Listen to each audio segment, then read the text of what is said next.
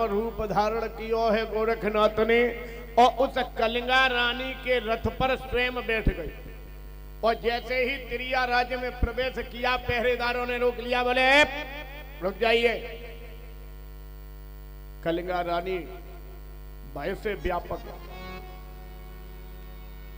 सारी स्त्रियों के घूंघट खुलवा कर देखा। गोरखनाथ महाराज का जैसे ही घूंघट खोलो, एकदम से पहरेदार बोली ये कोई नवेली सखी है का? कलिंगा रानी बोली आज ही भर्ती हुई है। ये सुंदर सी मूरत है, न दाढ़ी है, न तिलक है।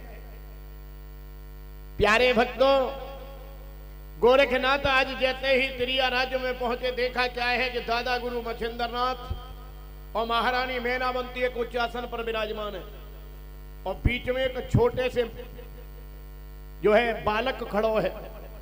गोरखनाथ को समझते देर नहीं लगी, ये छोटा सा बालक हमारे गुरु जी का पुत्र यानी हमारा गुरु भाई है। दूर से ही अपने गुरु के चरणों का प्रणाम किया, मैया मैनावंती को भी प्रणाम कर लिया, और एक स्थान पर जाकर जहां साज वाले बैठे थे वहां बैठ गए, और सभी साज सजाने लगे। बड़ा सुंदर साज बजाया जा रहा है, गोरखनाथ भी बजाने लगे। अब गोरखनाथ जिस साज को बजा रहे हैं सभी लोग सुन रहे हैं, लेकिन गोरखनाथ जिस साज को बजा रहे हैं उस साज में एक आवाज अलग आने लगी। सभी तो सुंदर बजा रहे हैं, लेकिन गोरखनाथ का साज एक तबला में एक अलग आवाज आने लगी है। मच्छिंद्रनाथ भयभीत होने लगे, बोले लगता है मेरा शिष्य आ गया। समझ गए मच्छिंद्रनाथ? मैनावंती ने पूछा तुम परेशान क्यों, तुम बड़े बेचैन मालूम पड़ते हो। मच्छिंद्रनाथ बोले हमने तुमसे कहा था इस संसार की कोई शक्ति नहीं है जो हमारे शिष्य को रोक सके। हमारा शिष्य आ चुका है।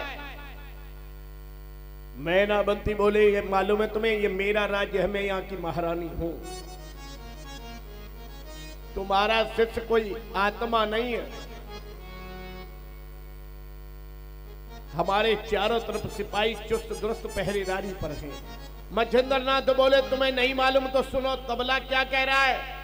आवाज तबले से एक आई कि जग जइयो गुरुजी महाराज।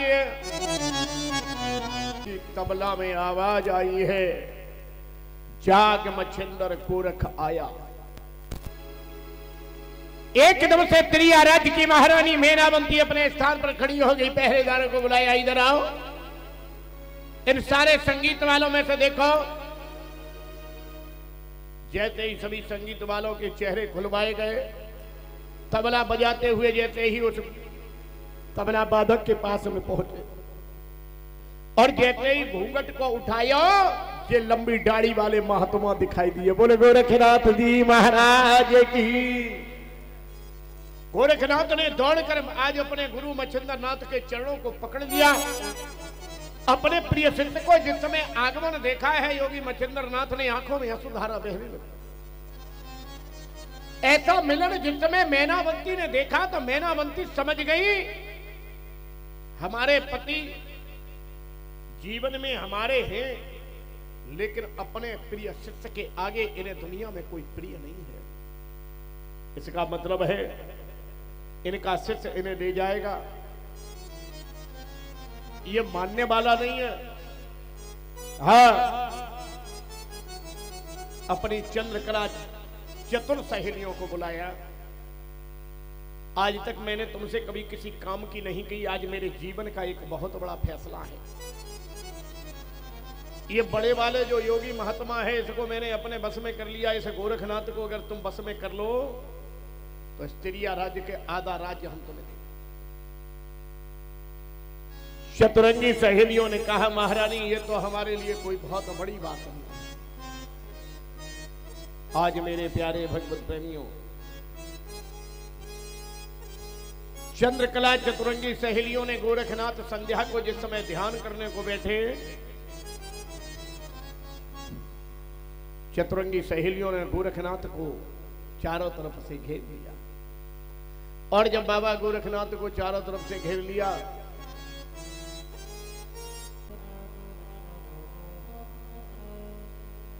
शतरंगी सहेलियां गोरखनाथ के ध्यान में बाधा डालने लगी हैं, रिझाने लगी हैं, मनाने लगी हैं।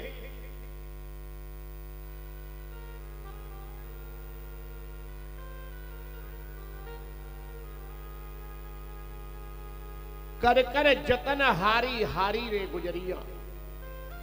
सभी सखियों ने नाना भांति के जतन किए, लेकिन गोरखनाथ को मना नहीं पाए।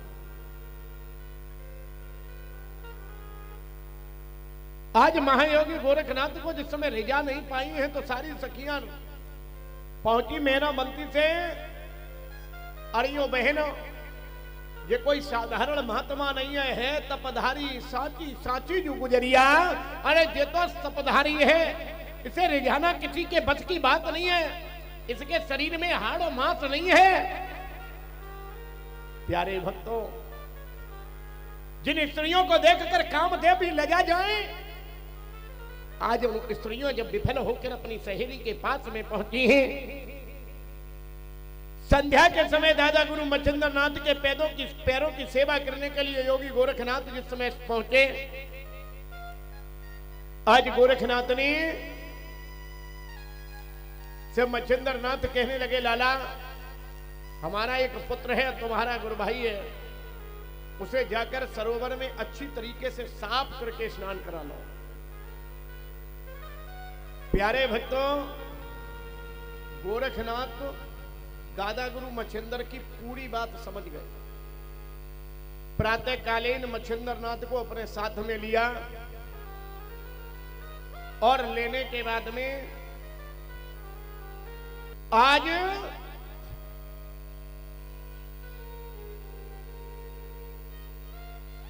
प्रातःकालीन अपने गुरु भाई मोनीनाथ को साथ में लेकर सरोवर में स्नान कराने के लिए ले गए। और जैसे ही सरोवर में स्नान कराने के लिए लेकर गए हैं, प्यारे भगवत प्रेमियों, सरोवर में जाकर मोनीनाथ के पैरों को पकड़ा। मच्छिंद्र नाथ ने फचीट फचीट कर धोया और जब प्राण पखेरु उड़ गए तो कंधे पर डाला, मोनीनाथ को लेकर आज त्रिया राज्य के उस महल की छत पर सूखने के लिए डाल दिया। प्यारे भक्तों,